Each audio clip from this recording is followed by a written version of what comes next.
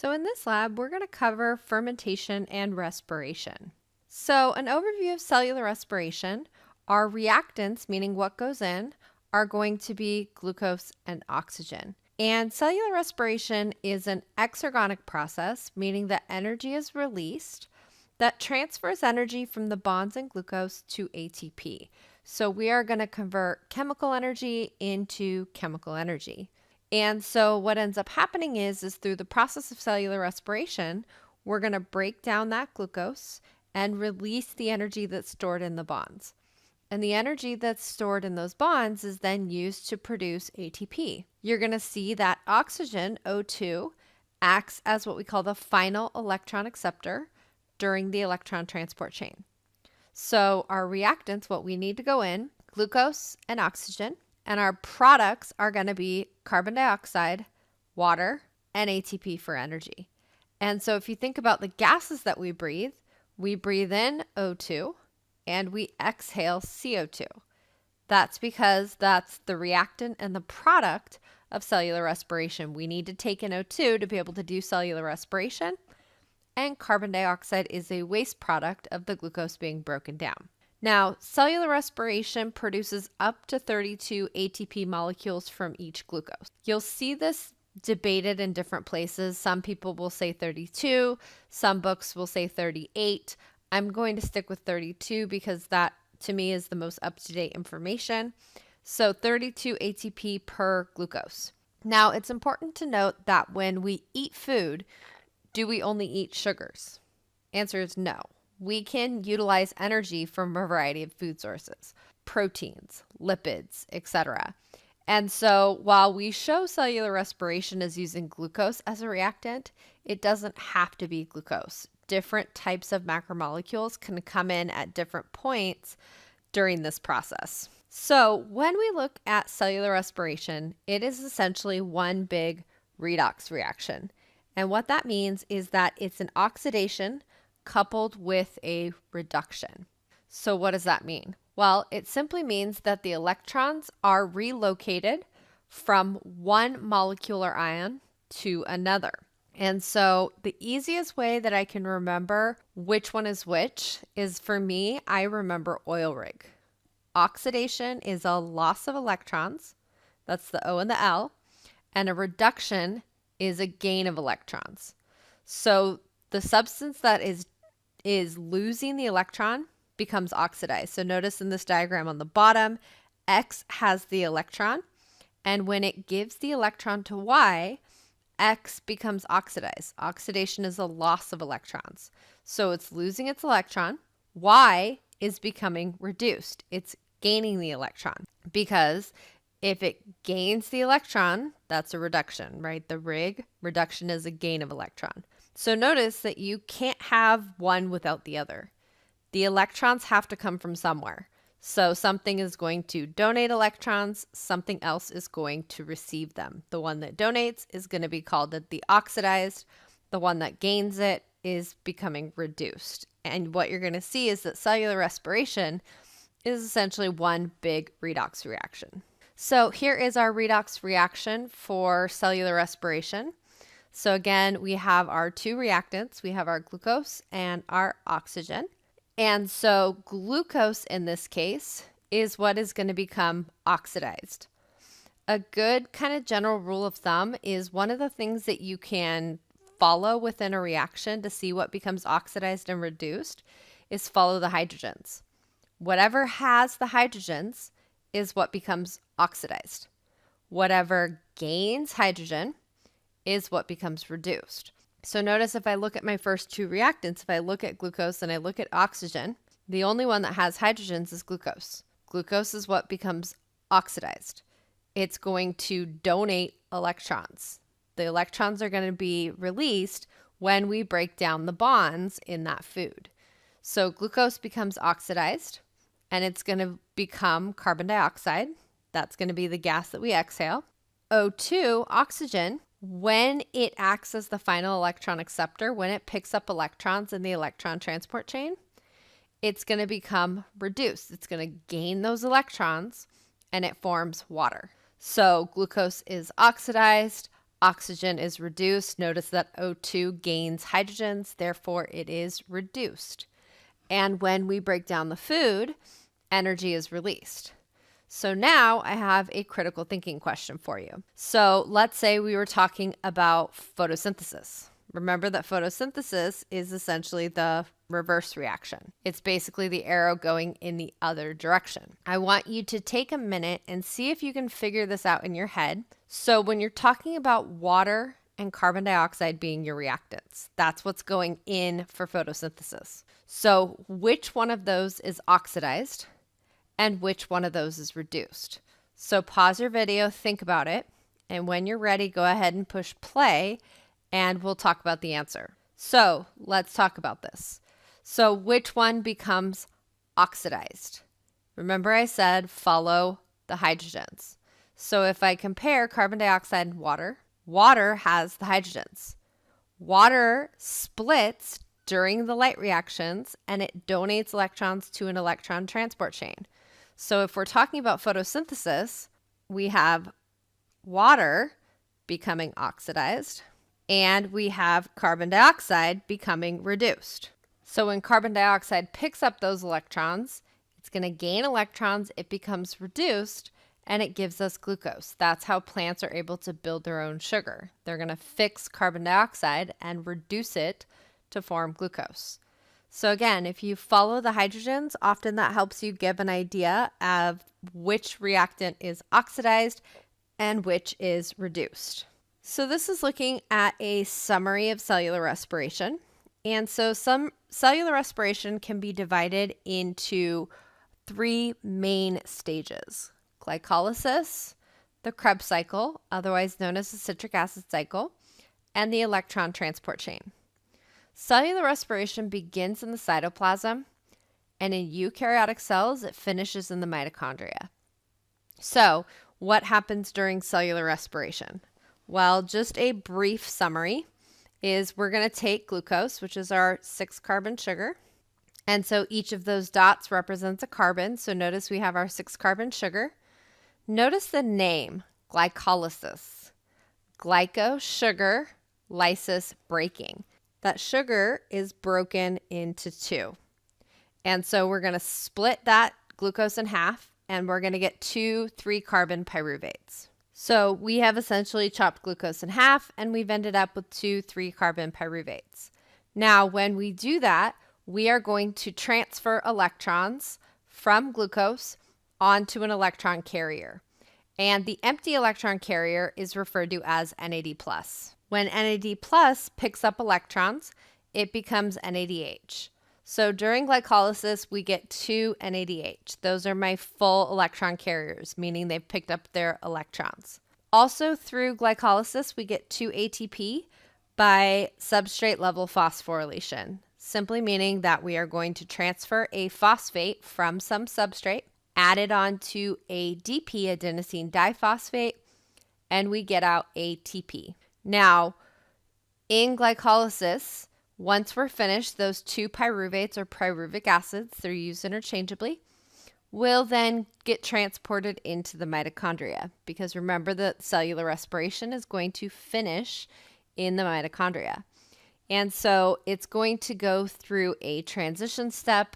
You'll hear it called the transition step, the intermediate step, pyruvate oxidation.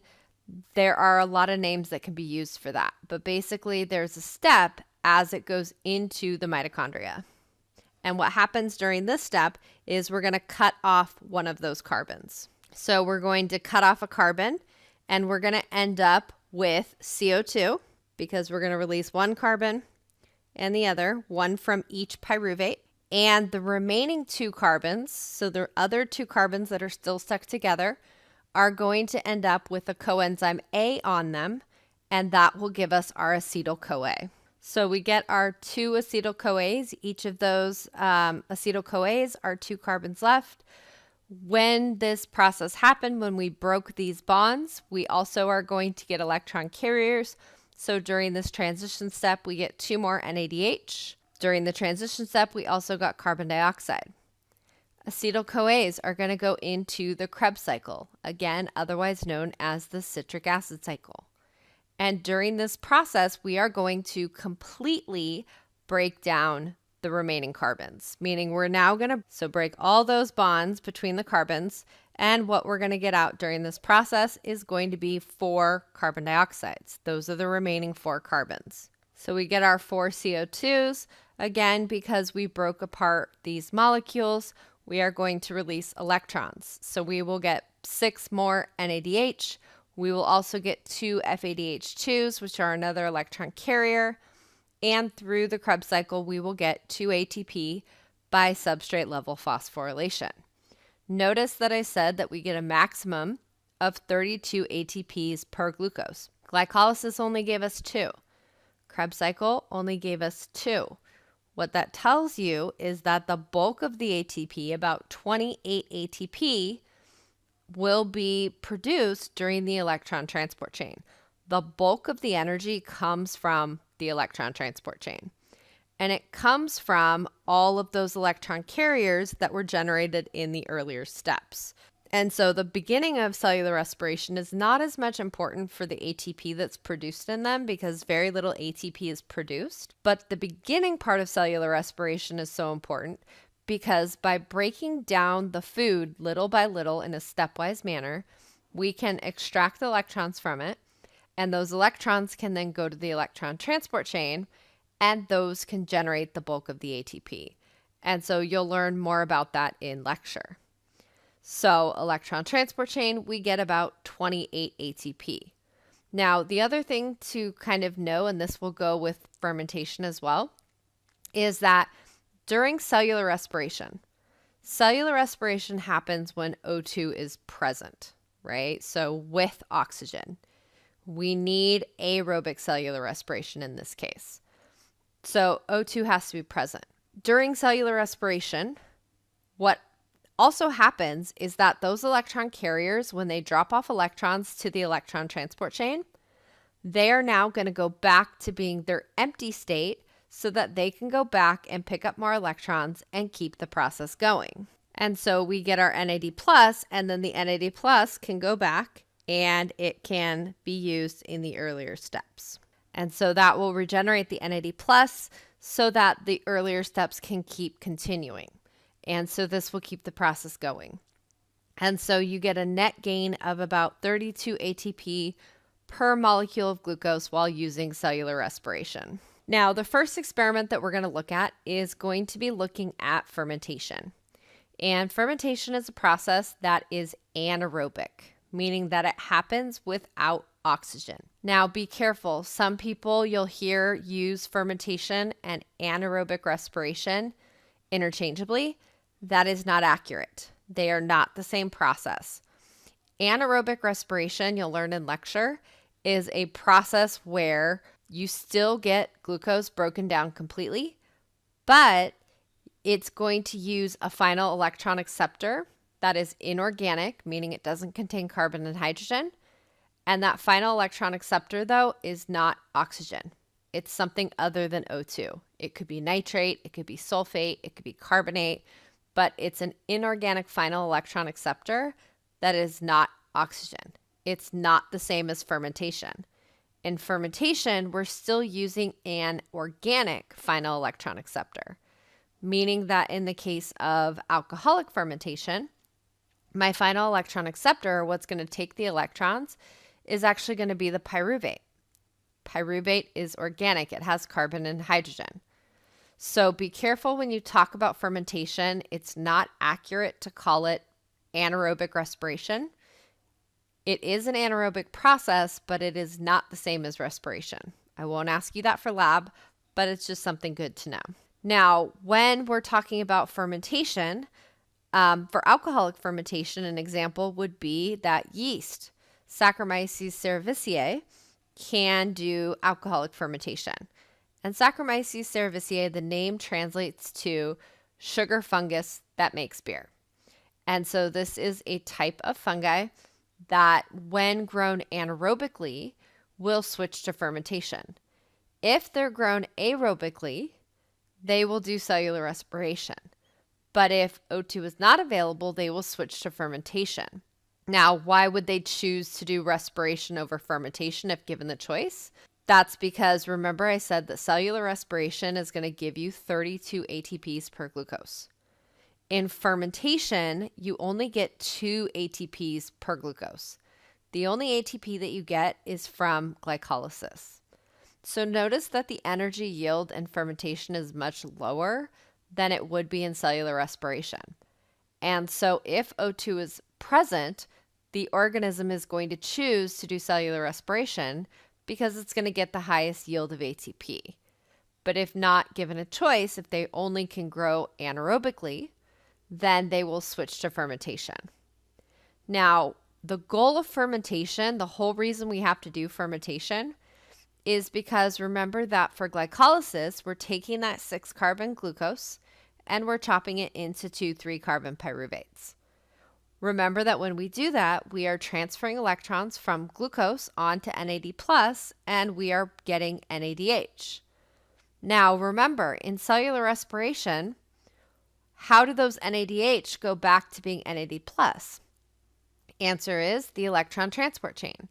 NADH would normally go drop off electrons at the electron transport chain so that we regenerate NAD+. But without oxygen, we can't have O2 be the final electron acceptor, and therefore the electron transport chain can't happen. So the goal of fermentation is to regenerate NAD+, because if at least we can regenerate NAD+, then at least glycolysis can keep happening and the cell can continue to get 2 ATPs per glucose. It's not a lot of energy, but it's still some. And so in the case of alcoholic fermentation, they're going to take those 2 3-carbon pyruvates. Each one is going to break off a CO2. And to the remaining 2 carbons, we have electrons added. And that's what's going to let us regenerate NAD+. And we get our product, which is going to be alcohol.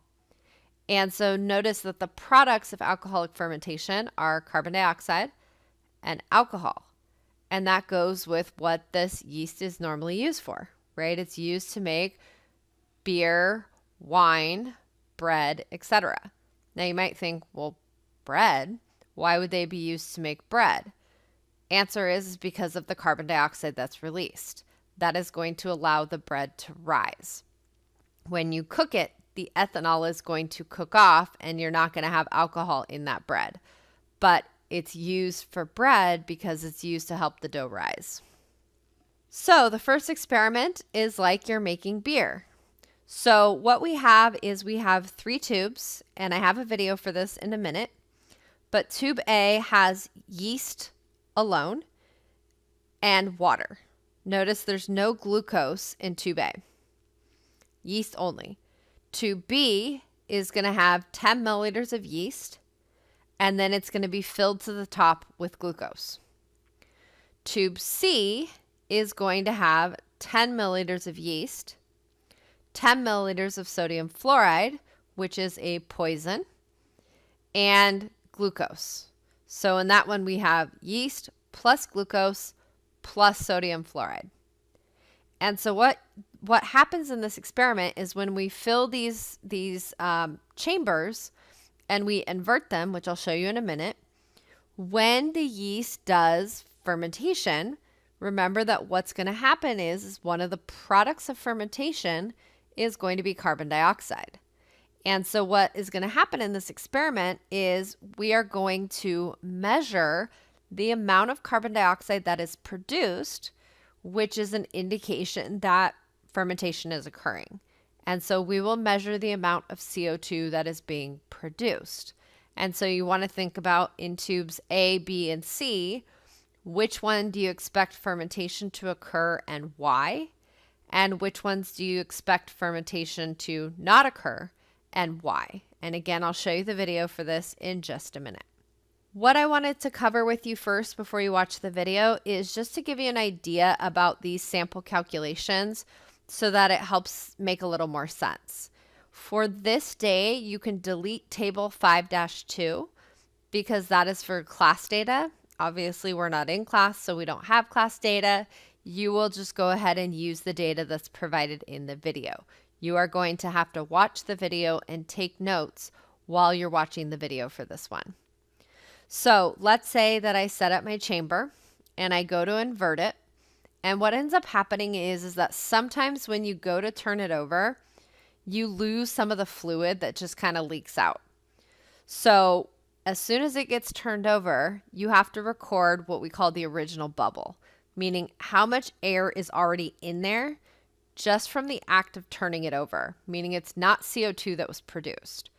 So if I look at the one here that's labeled 0 minutes, and I'm looking at the meniscus, which is that bottom of the liquid line, notice that that line is at approximately 4 millimeters. Now, our readings on our chambers look a little bit different, but this is just to give you an idea because it's easier with the numbers. So this one is an original air bubble of 4 millimeters. So that would be recorded there. Now, the net bubble length at 0 minutes, meaning when we start, is 0, right? There's no carbon dioxide produced at that point. Now, if we look at that chamber after 15 minutes, notice that now it's down to 14. I'm not going to record 14 in that box because I need to take the 14 that is there and I need to subtract out that original bubble length because 4 of that was simply due to turning it over. It had nothing to do with carbon dioxide produced. So in the 15-minute one, I'm going to record that as 10. Then at 30 minutes, I check it and notice it's at about 19.2. So I need to take my 19.2 and I need to subtract out the 4. Don't subtract the number before it, meaning don't take 19.2 and subtract out 10 and then record 9.2. You can't have less bubble as time goes on. So you need to subtract out the original bubble length. So if this is 19.2 and we subtract out the 4, we're going to record that as 15.2. Then we take our time point at 45 minutes and it's at approximately 21.2 minus the 4 for the original bubble length. So we're going to record that as 17.2 and so on and so forth. This data don't put in your table. This is just to show you an example of the calculations so that when you're watching the video, hopefully it's a little easier for you to fill in the table while watching the video. And so now I'm going to show you the video of this experiment being actually done. In this video, we will be looking at Lab 5, Part 1 on alcoholic fermentation. In this lab, we will be using active yeast, 3 fermentation tubes, 3 beakers, a pipette, glucose solution, sodium fluoride solution, deionized water, and a desk lamp for the source of heat, so not actually using it for the light. The yeast here has been activated by stirring it and providing a little bit of heat. So now we're going to set up the experiment with our 3 fermentation tubes. The lab manual provides instructions for how much of each solution will go into each tube. So following the instructions, the tubes were labeled A, B, and C. In tube A, we are going to be dispensing 10 milliliters of yeast. The same will be done for tube B and tube C. So in each fermentation tube, 10 milliliters of yeast are dispensed.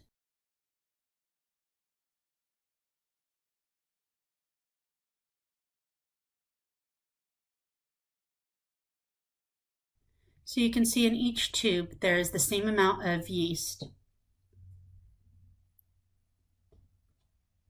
Continuing with the setup, tube A will have enough water added to it to completely fill the tube to the top. Tube B will have enough glucose solution, the food source for the yeast, to completely fill that tube to the top. And tube C will have 10 milliliters of sodium fluoride added to the tube,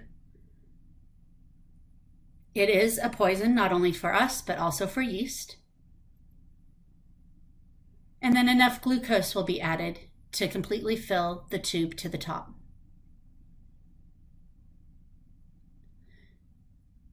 Step 3 of the procedures is a little bit tricky. Here we will be taking each tube and placing one of the beakers over it and carefully inverting the tube and setting it underneath the lamp for the source of heat. You can see a little bit of solution has come out of each tube. We'll be discussing that in just a moment. In step 4 of the procedures, it mentions the length of the bubble formed during the inversion process. So again, as the tube was inverted into the beaker, a little bit of the fluid came out. So in table 5-1, your original bubble, which is the error from inverting the tube, will be recorded for tubes A, B, and C. Tube A is 9 millimeters, tube B is 8 millimeters, tube C is 11 millimeters. Each of these values will be subtracted. After 15 minutes of being exposed to the heat, we check on the tubes to see what their bubbles produced from the yeast are now at. We need to remember to subtract the original bubble length from tubes A, B, and C from each of their new values after 15 minutes. Remember, the error is from our inversion. We want to just measure the amount of gas that the yeast produced.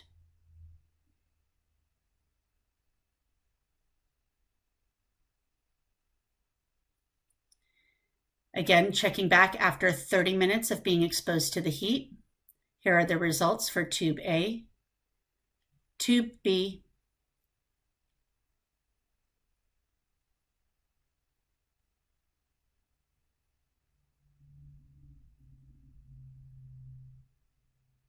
and tube C.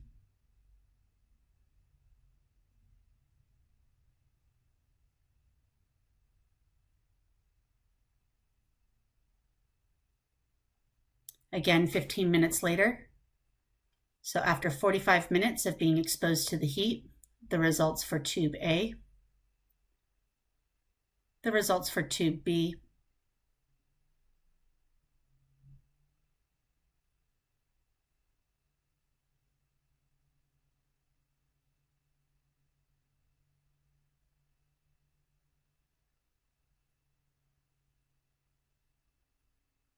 and the results from tube C.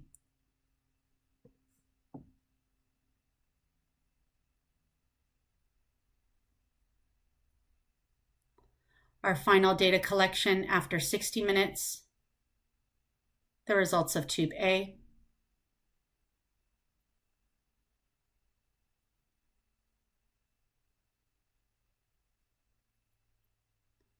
the results from tube B,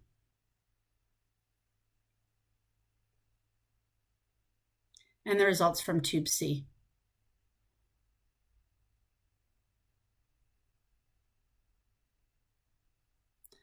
Notice that there's a little bit of bubbles that were created here in the yeast.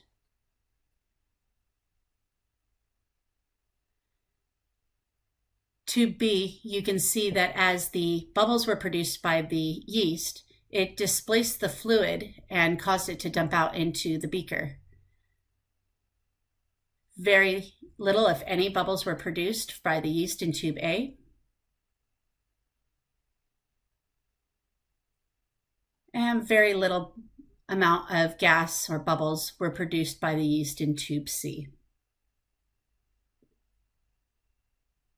Consider the setup for tubes A, B, and C when explaining your results. So in this next step, we are going to take a closer look at the Krebs cycle. So we just finished looking at fermentation, and now we're going to look at a step involved in cellular respiration, which is going to be the Krebs cycle. So remember that during the Krebs cycle, the goal is to take those acetyl-CoA and break them down completely and we're going to get our carbon dioxides out during this process. The big important product during this step is going to be the electron carriers. So you'll notice that per acetyl-CoA, we end up with 3 NADH, 1, 2, and 3, and we get 1 FADH2. Those electron carriers can then go drop off electrons at the electron transport chain. And so we are going to look at this by looking at the conversion of succinic acid to fumaric acid. And so this step is what we will be investigating in part 2. So in our experimental reaction, if we look on the left of the screen, the succinate is our substrate, and compare that with our product, which is fumarate. Now, if you compare those two structures, what do you notice is different between them? And so what you might notice is that fumarate has this carbon-carbon double bond here. And over here, the succinate has extra hydrogens relative to the fumarate. And so our substrate is our succinate, and it's going to lose electrons, right? It's going to lose hydrogens. So the succinate, is it going to become oxidized or reduced? Answer is that succinate is going to become oxidized. Succinate becomes oxidized, it's going to lose its electrons, which means that something else has to become reduced. And what's going to become reduced is going to be our FAD. FAD is going to gain electrons, it's going to gain hydrogens, and it's going to become FADH2. And so FAD becomes reduced. So our FAD is going to be our hydrogen and our electron acceptor. It's going to gain those electrons and it becomes reduced. Now, when we talk about chemical reactions are often facilitated or sped up using enzymes. And the way you can recognize something as being the name of an enzyme is ACE, A-S-E at the end. So notice that this enzyme is succinate dehydrogenase, SDH for short. But dehydrogenase, ACE, tells you enzyme. That enzyme is responsible for catalyzing the oxidation of succinate to form fumarate. And it's going to transfer electrons from the succinate onto FAD. FAD becomes reduced, becomes FADH2. And when succinate becomes oxidized, it becomes fumarate.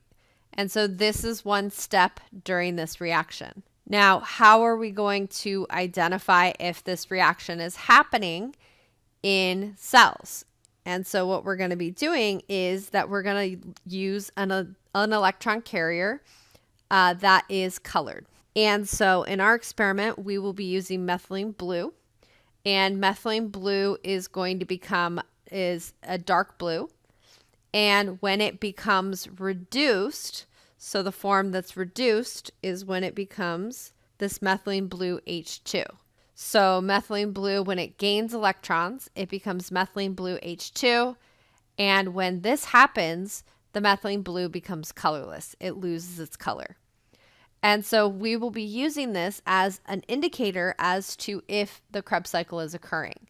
And so in our tubes, what we're going to have is we're going to have hamburger meat. Hamburger meat is muscle cells. And within the muscle cells are going to be mitochondria.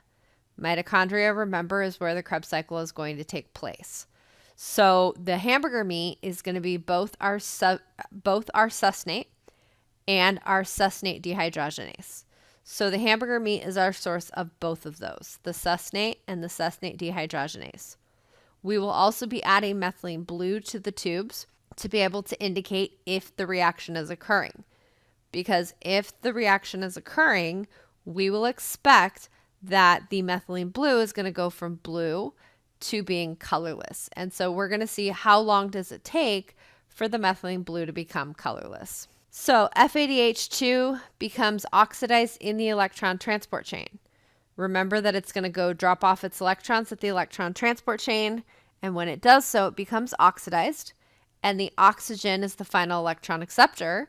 That's what becomes reduced, and it's going to form water. Methylene blue can be an indicator to show when a reaction has undergone this oxidative reaction.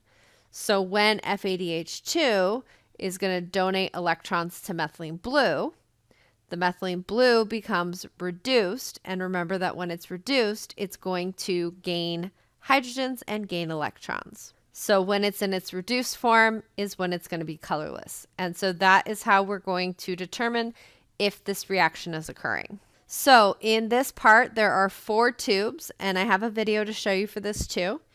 And so what we do is we add the appropriate contents to each tube. So tube number 1 is going to have hamburger. It has our succinate, so we give it additional succinate, 5 drops. Methylene blue, 3 drops. Additional items, none. Tube 2 has hamburger, succinate, methylene blue, and it has sodium fluoride. Remember that the sodium fluoride is a poison. Tube 3 has hamburger, no succinate, no additional succinate. It has methylene blue. And tube 4 has no hamburger meat. It just has succinate, and methylene blue, and then water. And so those are what will be added to all 4 tubes. Now, you want to think about this and think about in which of these tubes do you expect a reaction to occur? Which one of these do you expect to see the reaction occur? And since we're measuring this over time, which tubes would you expect the reaction to occur the fastest? And so you want to think about that before you watch the video showing you the experiment. And so I'm going to now switch over and show you what the experiment would look like. So this is part 2, examining the Krebs cycle in muscle cells. And so our source of muscle cells is going to be our hamburger meat. And so what I did was I already started by taking my 4 test tubes, and I've labeled them 1 through 4. And I've added all the ingredients except for the hamburger meat. So everything else is already in the test tubes, but I need to add the hamburger meat to these test tubes. So I'm going to take number 1. I need 3 of these transfer pipettes of hamburger meat. 3 times.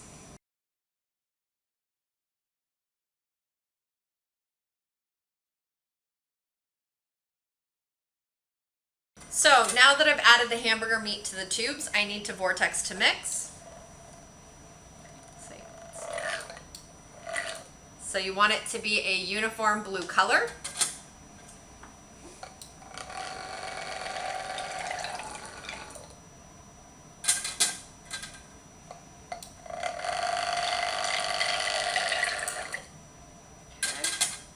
And this one doesn't have hamburger, but we'll just vortex to mix.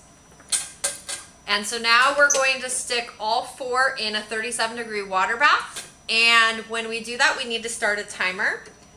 We are going to check them every 10 minutes and see how long it takes from the tube going from blue to being colorless.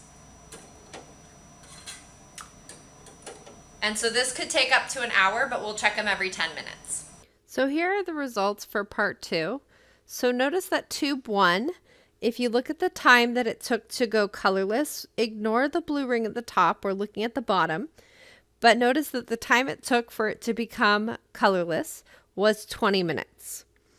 If we look at tubes 2 and tube 3, they did eventually become colorless, but it took 54 minutes. And so you want to think about, why did number 1 turn colorless the fastest? What was in it that made the reaction go faster? Tubes 2 and tubes 3 had other reasons that they went slower. And so you want to think about what those are. Tube number 4 reached the maximum 60 minutes, and you'll notice that it did not become colorless. Notice it also didn't have hamburger meat. So do we expect it to become colorless without the hamburger meat? You want to think about, what was the hamburger meat the source of? And if you don't have the hamburger meat, can it become colorless? And so would you ever expect tube 4 to change color? Why or why not? Why did the other tubes turn colors? So you just want to think about that in terms of understanding your result. Experiment number 3 is looking at the heat production in seedlings. And so when energy is transferred from glucose to ATP, so during cellular respiration, not all of the energy is transferred, meaning that energy transfer is never 100%. On average, about maybe 10% usually would be transferred from one thing to another. The rest of the energy, or a lot of the energy, can be lost as heat. And so if you think about your body, for example, your body heat is generated from metabolism. So what we have is we have two seedling tubes, and in the container we have one without seedlings and one with seedlings. And so what we're going to do on the next slide is observe the difference in temperature in containers with and without the germinating seeds. But before you do that, you want to think about which container do you expect the heat to be the highest? Would you expect the heat to be the highest in the one with the seedlings? That's considered your test thermos. Or would you expect the temperature to be higher without the seedlings in your control thermos? So think about that and then go to the next slide. So here is the data that you're going to put in that table. So notice that the temperature for with the seedlings is 24.1 degrees Celsius. The one without the seedlings had a temperature of 21.5 degrees Celsius.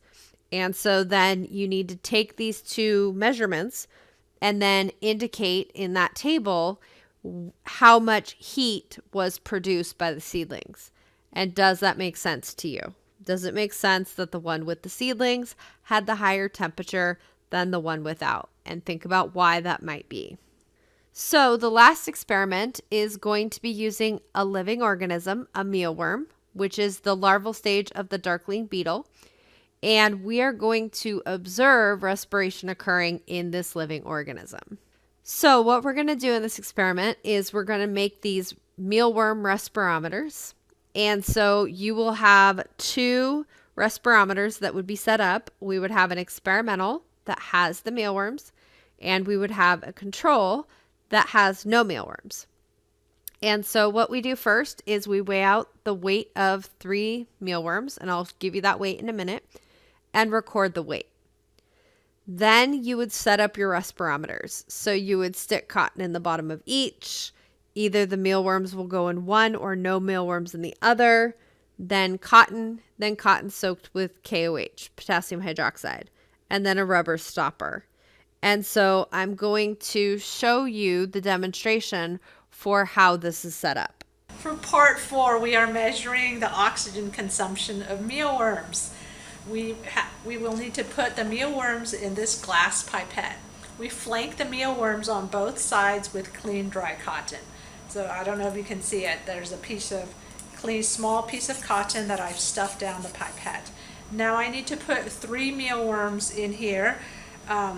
Before I put them in the glass pipette, we have weighed all 3 of them together. They're crawling around this plastic dish. Their weight is 0.32. So now I will put them down the pipette. Now that we have the mealworms in the glass pipette, we need to trap them in there with another piece of clean dry cotton.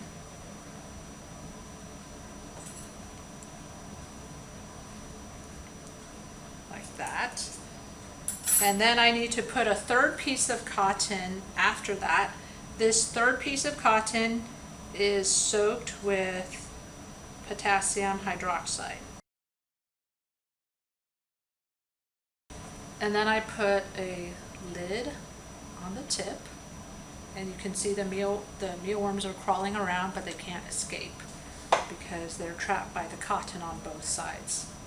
Now I need to put a drop of blue dye at the skinny tip of the pipette. To do that, I simply unscrew the lid of the methylene blue dye and dip the pipette in, and you can see the blue dye at the tip. Okay, so this tube is ready to be measured. A second tube will have the same setup, except it lacks worms. So this tube that does not have the mealworms will be our control. Okay, so now we wait 10 minutes for the dye to move, and we measure how far the dye has moved in each of those tubes. So you just saw a video of how this experiment was set up, but there's one more thing that I need to talk about with you, and that is, what is the purpose of the cotton with the potassium hydroxide? What is the purpose of the KOH? Well, so in this particular experiment, what we're looking for is, if you think about respiration, respiration involves breathing in, and what air do you take in? You take in O2. What gas do you exhale? You exhale carbon dioxide. So what we're doing in this experiment in the mealworm respirometer is we are measuring the amount of oxygen that the mealworms consume. We want to see what is their respiratory rate, what is the measurement of the amount of O2 that they consume. And so in order to be able to measure the amount of O2 consumed, the respiratory rate, what we need to know is that what we're looking for is the blue dye, that methylene blue that's in the end of the tip, how fast it moves or how much it moves over the 10-minute period. And so what we did, and I'll show you a picture of this in a minute, is we measured the length of the methylene blue before the 10 minutes and after the 10 minutes. And depending on how much the blue dye moved is proportional to the oxygen that's consumed. Now, the KOH is there to soak up or absorb the carbon dioxide. So the KOH is there to absorb the CO2. Think about why that is. If I exhale and CO2 comes out, what we're doing is we're measuring the methylene blue as it moves towards the worms, which is basically them consuming, think of inhaling, oxygen. If the KOH is not there, right, if that potassium hydroxide is not there, when the mealworms exhale and they expel the carbon dioxide gas, that would push the methylene blue back out, right? So as the O2 is consumed, the methylene blue would move towards the worms, but as they exhale carbon dioxide, it would move back out. And so the KOH is basically there to absorb the carbon dioxide so that we can measure the amount of O2 consumed. And so let's look at our data. So here is the weight of the mealworms. So you're going to fill in table 5-5. You can cross out the part for class average. You do not need to do the class average. You only need to do the group data. So what you're going to record is the weight of the mealworms. And so the 3 mealworms combined under mealworm weight, you are going to record 0.32 grams. Now, this is just a picture showing the setup for the control and the experimental. And you can see that in both cases when this began, the methylene blue was in the tip. It was all the way at the end. And so we don't have to subtract anything out in this case. So they both started at the tip. So if we look after our 10 minutes, if we compare after 10 minutes, I put boxes around it so it's easier to see. You can see that the control respirometer with no mealworms in it did not move at all. Notice that the dye stayed in the tip, and so the movement is 0 centimeters. If we look at the experimental respirometer, the one with the mealworms, you'll notice that if we look at the ruler next to this, that dye moved approximately 7 centimeters. So from the edge of that dye. So about 7 centimeters. So that's what you're going to record in the net distance the methylene blue moved. So you're going to record the 7 centimeters in the net distance the methylene blue moved. Now, let's say the control respirometer had moved 1 centimeter. Well, then you would have to take the experimental and subtract out the control because there's a little bit of error there that caused it to move. And so instead you would have recorded 6. But because the control stayed the same, you will just record your net distance your methylene blue moved as being 7 centimeters. So notice that the pieces of data that you have measured are the net distance it moved and the weight of the mealworms. So you have those pieces of information already there. Now, how do we calculate the respiratory rate? So on the right here, I gave you example calculations. These are not the numbers that you're going to use in your experiment because yours did not move 5 and your weight was not measured as 0.5 grams. I just wanted to give you an example of how to calculate this. So you would have recorded your net distance moved, that would be 5 centimeters, and then you would need to calculate the O2 consumed. So the oxygen consumed, you would take 0.02 centimeters squared. That is the distance across the cross section of the transfer pipette, of that pipette. So we have to take that into consideration. So 0.02 centimeters squared times the net distance the methylene blue moved. So that's how you're going to solve for the oxygen consumed. And that's going to be in cubic centimeters, which is centimeters cubed to the third. So I would record this as 0.1 cc's. The mealworm weight is something that you measured. It's not something you calculate. But then you need to calculate the oxygen consumed per gram of mealworm weight. So you're going to take your cc's and you're going to divide by grams, and you're going to end up with cc's per gram. So 0.2 cubic centimeters per gram. That's the amount of oxygen consumed per mealworm weight.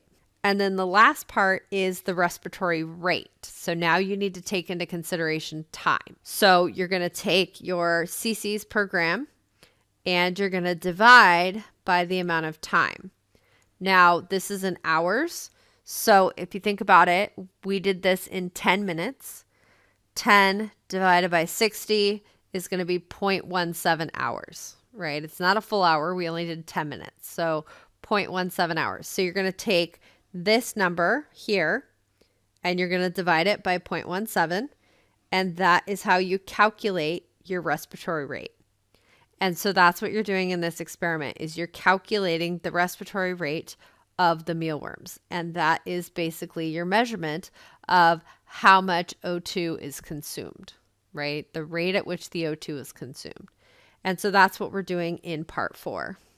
So a little bit of help with your summary questions. So question number 1 says, explain the results of alcoholic fermentation for tubes A, B, and C. So there's not a lot of space here. You might want to write this somewhere else because you can't possibly explain that in the amount of space that's provided. What you want to do for this question is explain the results of the alcoholic fermentation for tubes A, B, and C. You want to explain what was in each tube. So like tube A contained yeast only, but no glucose. Tube B contained yeast plus glucose, etc. Whether you expected to see fermentation occurring and why. So in the yeast and water tube, when there's no glucose, do you expect to see fermentation occurring? Why or why not? And then, is that what we actually saw? And that's where you're going to use your data. So use the data to answer that. The other thing you want to add in your answer, how did you know fermentation was occurring? What were you measuring in that experiment? What was your readout to know if alcoholic fermentation was occurring? For question number 2, what was the substrate in the Krebs cycle experiment? So just look at part 2. I talked about what the substrate is. The enzyme, right? So I talked about the enzyme. And then notice it says no enzyme was added to the tube. You didn't add any enzyme separately, but a reaction occurred. Where are the enzymes located? So what was the source of the enzyme in that particular experiment? Question number 3, explain what was being calculated in the mealworm respiration experiment. So what were we calculating in our mealworm respirometer? That's a shorter answer. Number 4, explain the results of the seedling experiment from table 5-4. So explain using data. What was the temperature of the control versus what was the one with the seedlings? Why was the temperature higher in one of the tubes? So you want to explain why was the temperature difference between them. Question number 5 in the yeast experiment. If another experiment was done on the yeast with more sugar added compared to the experimental setup for tube B, what would you expect for the results? Explain your answers. So if you added more sugar, what do you think would happen in your experiment? and explain. Question number 6, the Krebs cycle experiment. If you want to increase the rate of succinate forming fumarate, what could you do to the experiment? So basically this one is asking if you wanted to increase the rate of the succinate forming fumarate in tube 1. Don't use the other tubes because they were missing components, but for tube 1, if you wanted to increase the reaction rate, what could you do? And I want you to give me 2 things that you could do that would make the reaction go faster. And then number 7, in the mealworm respirometer, what would happen to the experimental results if KOH was not added to the cotton ball in the respirometer chamber? Note, your answer is not going to be that the mealworms would not suffocate, or the mealworms would suffocate, or they couldn't breathe, or whatnot. So that's not what we're asking. What would be the experimental result? What would happen in the experiment? Would the methylene blue move, for example? And then you want to explain why. Why would that happen? Whatever you say would happen, why would that happen? So explain your answer. And lastly, you need to do a graph for your yeast experiment. And so for our yeast experiment, so this table on the right here is just an example. Do not plot that data. That is not your data. This is just to show you how to graph it. So what we're graphing in this experiment is we're graphing the amount, the net bubble length, right? So the amount of carbon dioxide produced over time. So we had a 0-minute time point, 15, 30, 45, and 60. So we're going to plot the amount of CO2 produced over time. So we need to think about what is our dependent and what is our independent. Does the net bubble length, so the amount of carbon dioxide produced, depend on the time, or does the time depend on the amount of CO2 produced? And what you'll come up with is that the amount of CO2 produced depends on the time. So on my y-axis going up, which is my dependent variable, it is going to have my net bubble length. So net CO2 bubble length, I need my units, so it's in millimeters. And then on my x-axis is going to be my time. And then my time, my units will be in minutes. So this was done in minutes. And so on my graph, I need to have 0, 15, 30, 45, and 60. You're not going to graph the original bubble length. That is just for you to know how much to subtract out for each time point. So we have our time, 0 to 60. We need our scale for our net bubble length. So let's say we have this data. Notice that my data goes up to 55. So I need to take up as much of the graph paper as I can, but I want to make sure that it all fits. So 10, 20, 30, 40, 50, and 60. So there is my graph. So now what we need to do is we need to figure out what type of graph would this be. So if we're measuring this over time, what is going to be our graph? The graph is going to be a line graph, right? So when I do this, I'm going to put my data points on. So for tube B, for example, I just put those in. At time 0, the amount of gas produced is 0. At 15 minutes, there was 5, and then 15, 40, and 55. Again, this is not necessarily your data. This is just to give you an example. And then you would connect your dots. Now, how many lines total will you have? The answer is you should have 3 lines. 1 for tube A, 1 for tube B, and 1 for tube C. So when you make your 3 different lines, there's several ways that you can distinguish between them. You could do them by color. So like I could do tube B is a red line. I could do tube A, a blue line, and tube C, a green line. That's one way you could differentiate between your lines. The other way would be your data point. So notice that these are circles. For tube A, I could use triangles for those data points and then connect the dots. So you could use shape to distinguish between them. You could use color to distinguish between them, but you can't do them all the same, or you can't tell which is which. So let's say I do this by color. What else would I need on this particular graph in order to know what's what? And the answer is I would need a key. a key or a figure legend. And so the red equals, and then I would indicate what the red equals. Now for the key, don't just put tube A, tube B, or tube C. Tell me what's in the tube. So notice here's the contents. So if it was talking about tube B, which is my red, I would put next to this yeast and glucose. Because if anybody is looking at this and you just write tube A, nobody knows what is tube A. So you want to put what the contents are. So yeast and glucose, or yeast and water, etc. And then lastly, you would give it a title. And a good title is going to have the following words in it. So you want to make sure your title has that in it: yeast, carbon dioxide, and fermentation. Those are the terms you want to make sure are included in your title: yeast, carbon dioxide, and fermentation. And so you will graph your data. You will adjust your scale depending on your data, but that's what you're going to do for your graph for this week. So here is your Quiz 5 study guide. Understand the similarities and the differences between anaerobic and aerobic respiration. So for the anaerobic, I'm actually referring to, in this case, fermentation and aerobic respiration, right? So fermentation is an anaerobic process. It occurs in the absence of oxygen. Aerobic happens in the presence of oxygen. Fermentation, so cross out anaerobic, just put fermentation. Fermentation takes place in the cytoplasm, does not happen in the mitochondria.